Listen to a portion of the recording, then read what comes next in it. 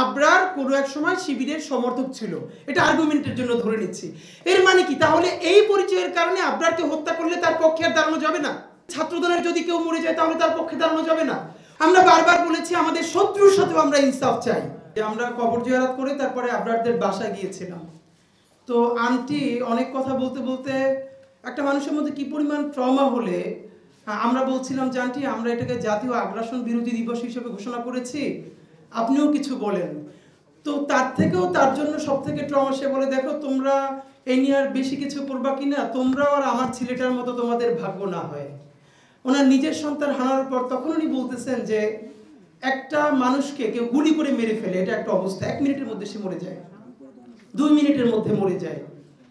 সারা রাত ধরে পিটিয়ে পিটিয়ে খুঁচিয়ে খুঁচিয়ে, এবং সেটা কোথায়, কোনো অজপাড়া গ্রামে না, পুরো রাজধানীর বুকের মধ্যে, যেখানে আইন শৃঙ্খলা বাহিনী পৌঁছতে 1 মিনিট লাগে, সারা রাত ধরে তাকে পিটিয়ে হত্যা করা গেল।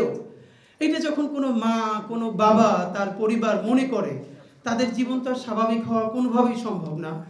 তা আমি নিজেকে অসম্ভব সম্মানিত এই অর্থে বোধ করেছি যে শহীদ আবরার ফায়াদের পরের দিন যখন ঢাকা বিশ্ববিদ্যালয়ে যেদিন গায়েবানা জানাজা হলো, তখন ঢাকা বিশ্ববিদ্যালয়ের ছুটি চলছিল একটা। তো গায়েবানা জানাজার পরে আমাদের সকল ভাইয়ের, আমার মনে আছে যে সেই গায়েবানা জানাজা তো আমাদের আক্তার পড়িয়েছিল, আক্তার আজকে আসবার কথা, নূর ভাই ওনারা ছিলেন। বুয়েটের দিকে যখন মিছিল নিয়ে যাওয়া হলো, সেই মিছিল বুয়েট প্রদক্ষিণ করে সর্বশেষ শাহবাগে গিয়ে শেষ হলো।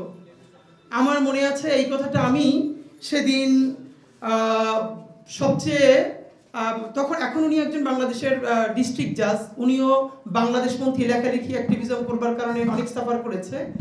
সেই মিছিল থেকে ফিরে গিয়ে ওনাকে আমি লিখেছিলাম যে সম্ভবত বাংলাদেশ আজকে একটা নতুন ফেজের মধ্যে ঢুকেছে, কারণ ঢাকা বিশ্ববিদ্যালয়ের ক্যাম্পাসে শহীদ আবরারের যে গায়েবানা জানাজার পরেই এই প্রথম এত বড় করে স্লোগান উঠেছিল, দিল্লি না ঢাকা, ঢাকা ঢাকা।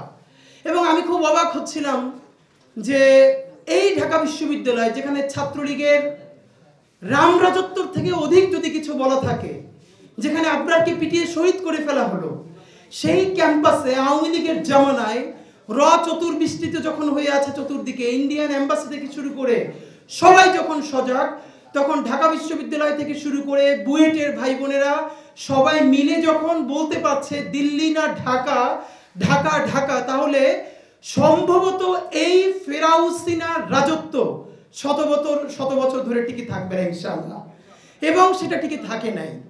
তো আমি আপনাদের মাধ্যমে শুধু আজকে একটাই কথা বলি, সেটা হলো আমরা এই গণ অভ্যুত্থানের 1 বছর পার হয়েছি, এইটা অত্যন্ত কষ্টকর। আমরা কেউ যেটা ফাইয়াজ কয়েকটা শোতেও বলেছি, আমি খেয়াল করেছি, প্লিজ আমরা যেন আমাদের ন্যাশনাল হিরোগুলোকে কোনো দলের বানায় না ফেলি।